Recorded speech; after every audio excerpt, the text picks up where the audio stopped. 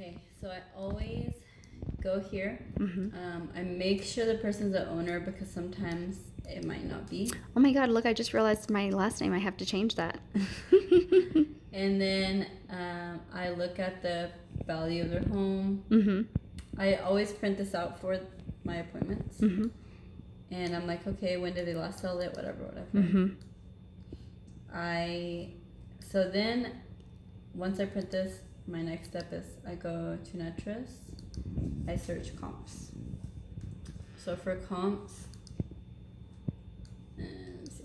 I'm gonna type in your property address here. Mm-hmm. 2621 English Oak. I always do sold up to 180 Mm-hmm. days. Pending, expired, canceled. I select all these just to know like what's the competition, what was withdrawn, all of that. And then I expand it a little bit more because directly in your subdivision there's not, or Mm-hmm. nearby there's not a lot.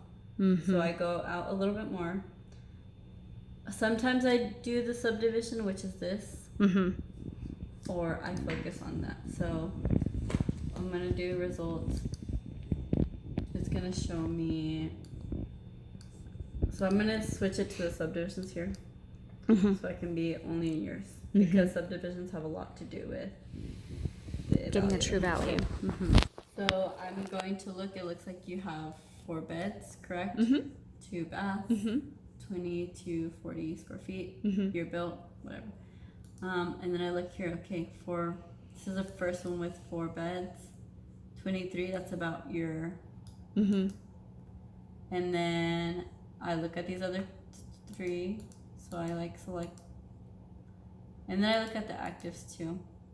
But I will not tell them a number until I go see their house, Mm-hmm. because I look through this one. Let's see. So a lot of times I'm doing this right there when I'm with them. Mm-hmm. This one has no photos, so I don't really know what I'm comparing it to. It says investor special, so I can imagine that it needs a lot of work. Mm-hmm.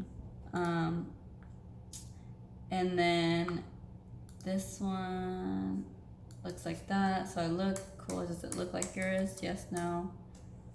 Which one? And then I ask them, like, which one do you think, looks better? And they'll be honest with you. A lot of times they're like, oh, well, this one has the remodel, this and that. Mm-hmm. I'm like, okay, well, this one sold on this date for this amount in this time frame. And then I'll go to like the next. And I'll just like sit there and show them and let them answer their own questions of like, okay, what about this house? Mm-hmm. Is it better or worse than yours? Okay. So then I run through the numbers, and then I tell them that this one's pending. We don't know the Price yet. and then I tell them these 2 are active. So this is like their competition that Mm-hmm. if we were They're trying to to sell a list, house. yeah. So based off all that, I ask them like, where do you guys want to be? And then they'll tell me a number. If I think it's too high, I'll be honest with them and I'll tell them that's too high. If it's way too high, I'm like, I can't list for that amount. It's not going to sell. Mm-hmm. And then I usually give a ballpark range of like 5 to 10K Mm-hmm. for what to list at. Mm-hmm. Typically, I do a lot of research on the comp side, and then with them to determine the number, and I've always been pretty close to Mm-hmm. that. And then once you go over the price, of course, you give them the contract to sign. Which, have you seen the listing? Mm-mm. Which is what this one is that you had printed out, right? I printed one out. Yeah. Mm-hmm. There's like so many documents. Mm-hmm. So yeah, this is the residential.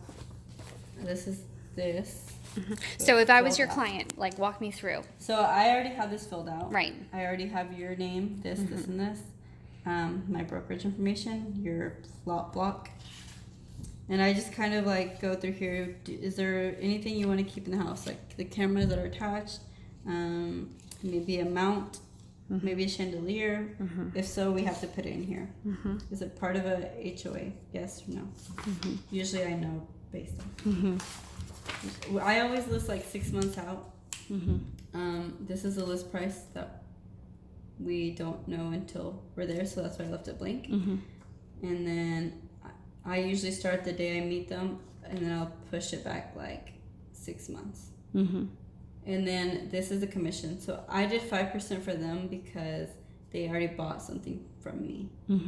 And I kind of like analyze their situation to see what I'm going to charge. And I tell them, okay, I'm getting 2%. The other agent's getting 3%. A lot of times they have questions on the buyer's agents because they don't know, they don't understand why they're getting paid to bring you a client. When aren't you supposed to be getting the client? So how do you answer that? I just always tell them that, you know, my job is to market as much as possible, but there's always so when you sell a house, you pay for both realtors. So when you bought this house, you didn't have to pay anything, but the seller had to pay for them to bring a client. But we're kind of like attorneys, and I can't represent both you, the buyer and seller. I'm trying to get you the lowest amount possible, and they're trying to get their, you know, I just explain it that way, and like, okay, whatever. Never really had an issue. And then protection period. This is that saying that if like you had the listing and one of the buyers that came through during the time you had the listing, you have the right to get a commission off of. People say usually do 120 days. Are you going to list with the MLS? Yes, no. Some people don't want to. I always tell them I highly recommend it because it gives it exposure to all the Zillows, all the realtors, the Trulia. And then I just kind of skip over this because I already read through it. They usually don't ask me questions. I just like highlight the most important things. If they do ask me questions, then I will go over them individually. I tell them that it's going to be scheduled.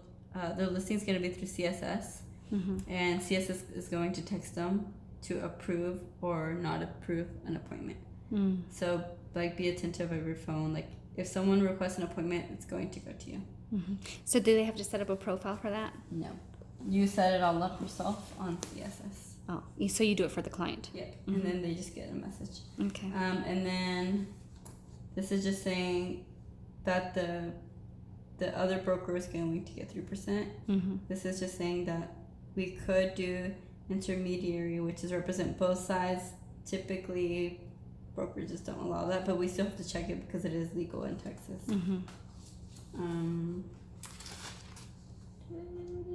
These are the financing we accept. We accept conventional VA, FHA, cash. You have to determine based off the house if it will go FHA or VA. If it's in very bad condition, sometimes you just put cash.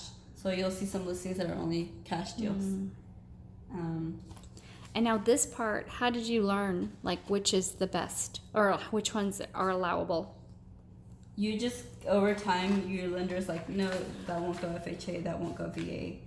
So is this something that you recommend, since I'm new, to talk to the lenders first about a situation to get their thoughts on it? And on here, it will say cash, conventional, FHA, VA. I always... But that, don't you have to type that in? No. Yes. You'll have to put that... Well, once you search, it'll pull it up. Like if you see here, it's going to pull up all of them. But if this was your listing... Yes, and you put it in. So this one's only cash conventional. Over time, you learn like what goes with what. Right. And then decide. Gotcha. Also, do not always trust this because sometimes the agent's too lazy to put the options, and it will go conventional. So I always verify with the agent, and I text them again like, "Hey, are you sure this won't go FHA?" Sometimes like, "Oh yeah, sorry, I didn't realize I didn't put," or they have assistants working for them and they don't. They didn't know. And then also a lot of clients will send you listings. If they say cash and you look through the pictures and they're obviously investor properties, don't waste your time in going to show them because they will not go. Yeah. And I did that. I didn't know. I would get my client to show me or send me these beat up homes, and I would go show them. Oh my, yes. So over time you'll learn like the financing. Anyway, yeah. Nothing really here. And then on my team, I always learned to put in special provisions. Seller and listing agent may terminate this agreement at any time, provided written notice to the other party 48 hours in advance. So if you don't want to work with me or I don't want to work with you, all we have to do is terminate. Typically, let's say if I had photos done, I'm going to make them pay me for the photos, but that's about it. And when do you know, when do you typically realize, okay, I have to take my own with my little iPhone because it's a great camera anyway, versus hire somebody? I always hire someone unless I go rent my own lens and do it with my camera, because depending on when we want to list, like if they want to list, let's say in a day or two, most companies you have to schedule sometimes in advance. So I'm like, well, there's no other option than for me to go and get the lens and do it myself. Because you have to give them a notice for them. And so I like to list Thursday, Friday. If you don't have time to go shoot my listing Thursday, Friday, then I have to do it myself. So I have that option. And did you already have your camera or your lens before you started this job, or you realized I need to go buy that? I already knew about all of this stuff. Okay. And then it says if this is a foreign person, no, typically. So where in all this is that seller's disclosure, or how does the conversation go to talk about this versus, the other? If I had the seller's disclosure here, I would tell you, okay, so do you understand all this? Do you have any questions about it? No? Okay. Well, I just need you guys to initial here. This gives me permission to list your house. And then you have the seller's disclosure, which, let me find one. Disclosure text.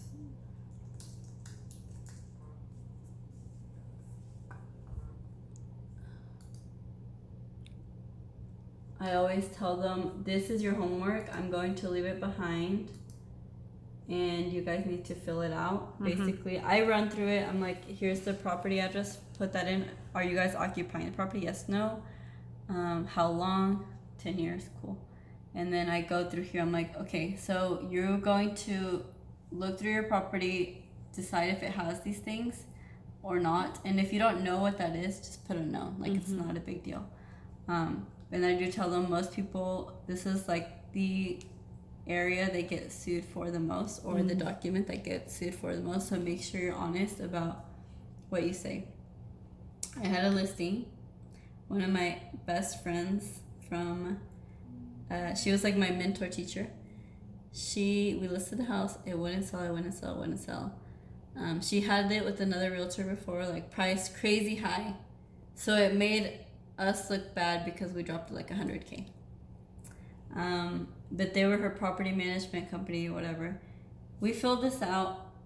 I didn't find out till later that, because eventually she wholesaled it to someone, discounted.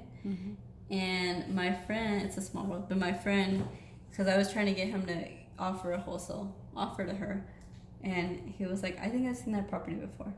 And turns out she had foundation work. Like, it's a 2-story house and it had a crack all along the side. She never told me anything. Oh my god. This is my friend, but it doesn't matter.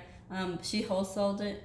She made some money, and but she could have gotten sued Had that not gone out that way. I don't think she knows to this day that I knew, because it's a small world, and I guess my friends were the ones that got the wholesale. Yeah.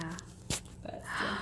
Oh my gosh, that's. But crazy. I always tell them, like, once you read through this and you'll study it, it's like, is seller aware of any repairs? Yada yada yada. Basically, fill it out, and then they give it to me. You're not really allowed to do anything on here. Yeah, you can't even write on it. Yeah. So just upload it into MLS for the agents to get. So show me that, because I just had a house. Did I tell you I did my first open house already? Yeah, when I went to the broker's office the other day to get some information, he said, hey, do you want to do an open house? Like, it was me and that girl, Dania, that I'm actually recording this video for. And